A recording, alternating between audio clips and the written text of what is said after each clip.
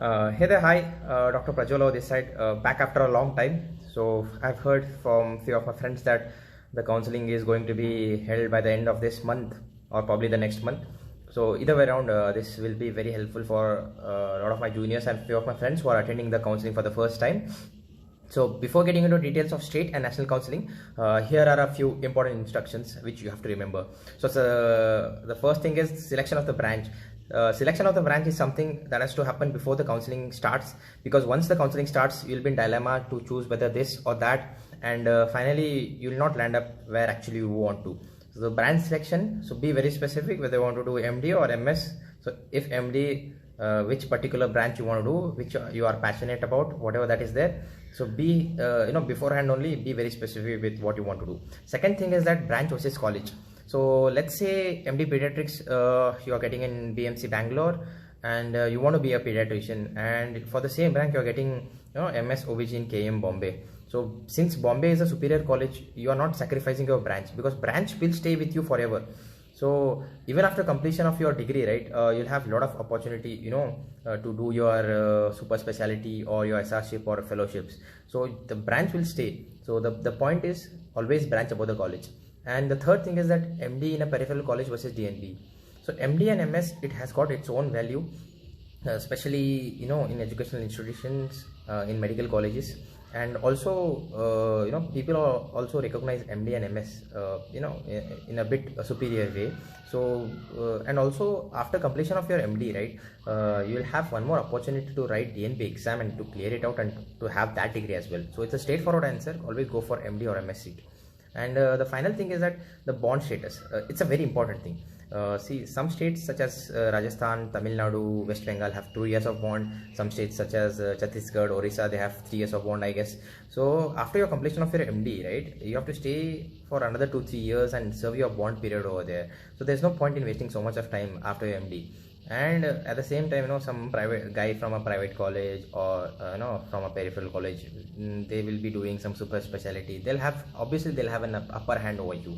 So be very thorough that which are the bond states and which are not the bond states.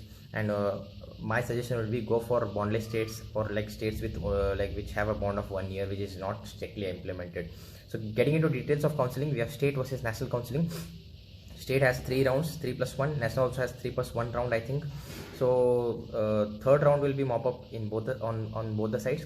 So with the with the advent of discrepancies, the state medical board and the national medical boards, they have they are very specific right now. They have created certain sets of rules and regulations in which the candidate can go only to one place. Either he can opt for state, either he can opt for national. How? I'll tell you now. The thing is that round 1 will be open for both the sides. Like state also will have open round, and national also will have open rounds. Both the places you will get.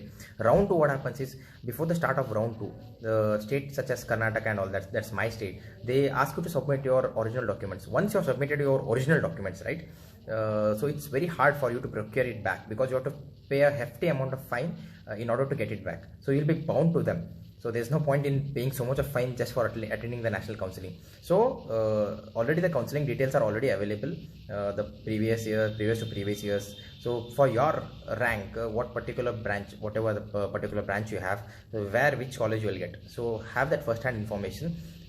From there, plus 500 or minus 500. Plus 500 will be like if there's a positive shift, minus 500 if there's a negative shift. There only will end up plus or minus 2 colleges, max to max. So it's not going to change unless there some state has got some new rules, such as they are implementing strict bond and all. The college doesn't change as such. That's one thing which you have to bear in your mind. And talking about mop-up, so when you're attending mop-up, right, mop-up is a double-edged sword. It might yield you results, it might not yield. Okay, you might be on the good side, you might be on the bad side also. So my suggestion would be, in round 2, if you're getting a decent college which has good caseload, good staff, or whatever, less toxic, okay, just go for it. Just because you are getting somewhat better college than this college, there's no point in attending mop-up. Mop-up you have to only attend if in round 2 the college is not that great and there's a lot of negative talk about that college. Only then you attend for the next round. So in my next video, I'll be talking something regarding MD radio in my college, that is GMC Srikakulam. So all the very best for your upcoming counseling.